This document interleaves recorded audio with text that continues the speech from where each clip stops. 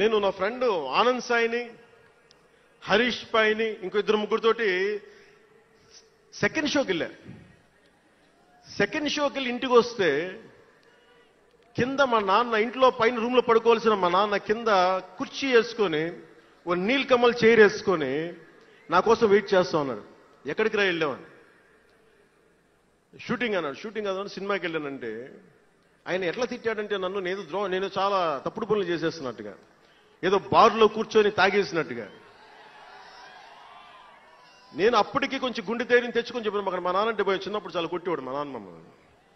ఆ భయం నన్ను కొట్టింది తక్కువ కానీ మా అన్నయ్యను కొట్టింది ఎక్కువ. సో ఎముడికి మొగుల్లో ప్రసాద్ బాబు ఉంటాడు.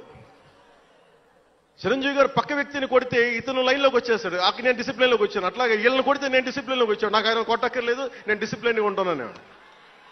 సో నాకు మా నాన్న చూడగానే భయం వేసింది. కొడతాడా గబుక్కున్నా బాగుండదేమో అనుకునేవాడు. నేను చెప్పాను కొంచెం బలం తెచ్చుకొని. 3 సినిమాలు హిట్లు వచ్చినాయి. 4వ సినిమా రిలీజ్ అయ్యి హిట్ అయిన తొలి ప్రేమ.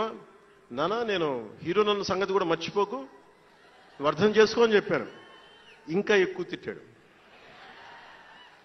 అంటే మా నాన్న తిట్లు ఎలా ఉన్నాయంటే చెప్పలేను. కానీ ఈ అర్ధరాత్రి అపరాత్రి తిరుగుళ్ళు ఏంట్రా, ఈ సెకండ్ షోలకి వెళ్ళడం ఏంటి, ఏదో హీరో అయ్యావు అయితే అన్ని హెల్ప్ చేసేస్తావా అని తల ఉంచుకొని పైకి వెళ్ళిపోయాడు. అంటే అలాంటి నేను ఇన్ని కోట్ల మందికి సంబంధించిన పాలిటిక్స్ చేయాలంటే భగవంతుడు రాసిన రాత కాకపోతే నేను కోరుకున్నదా కాదు అది. అలాంటి వాతావరణంలో పెరిగిన నేను ఈ సినిమాలు ఏంటో, ఈ పాలిటిక్స్ ఏంటో, పార్టీ పెట్టడం ఏంటో అని అనుకుంటే అంటే ఇందాక ఎందుకు బయటికి వెళ్ళానంటే ఇవన్నీ ఆలోచిస్తున్నా. ఇదంతా భగవంతుడు మాయ తప్ప నాది కాదు నాకు తెలుసు.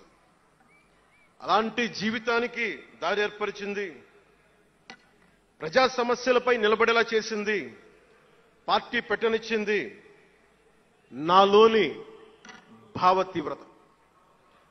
పార్టీ పెట్టనిచ్చింది భావ తీవ్రత. పుస్తక పఠనం, డబ్బులు సంపాదించాక ఖర్చు పెట్టనంటే ఎలా కుదరదో, వద్దనుకున్న ఏదోలా ఖర్చు అయిపోతాయి.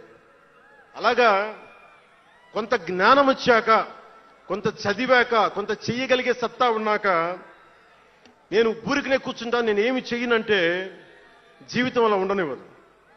అలాంటి నన్ను ఏదో సాటర్డే సండే షూటింగ్ ప్రాక్టీస్కి వెళ్ళి మెడ్రాస్ రైఫిల్ క్లబ్లో, మార్నింగ్ లయలో కాలేజీలో జాగింగ్ చేసుకొని, ఇంటికి వచ్చి పుస్తకాలు చదువుకొని, మా వదినకి ఏదైనా అవసరమైతే పనులు చేసి పెట్టి, ఇలాంటి నేను సగటు మనిషి, మధ్యతరగతి మనిషి, అంతకుమించి వేరే పట్ల. పనగల్ పార్క్ వెళ్ళి కూరగాయలు తీసుకురావడం, వంకాయ ఎంత, తక్కాలి ఎంత, అంటే మన ఉల్లిపాయలు వంకాయలు ఎంత అని ఇట్లాంటివి తీసుకొచ్చేవాడిని. నెల్లూరులో పెద్ద బజారు వచ్చి మన పెద్ద బజారు చిన్న బజార్కి వెళ్ళి ఇంటికి కావాల్సిన సామాన్లు తీసుకొచ్చేవాడిని. నాకు అంతకుమించి జీవితాన్ని కోరుకోలేదు నేను. అలాంటిది నేను యాక్టర్ అయ్యాను, ఈ రోజున పొలిటికల్ లీడర్ అయ్యాను, దేశమంతా గుర్తించే అయ్యానంటే ఇది ఏది కూడా నేను కోరుకుంది కాదు, నాకు ఇవ్వబడింది. అందుకే నేను కర్మే చేస్తాను, నేను ఫలితం ఆశించను.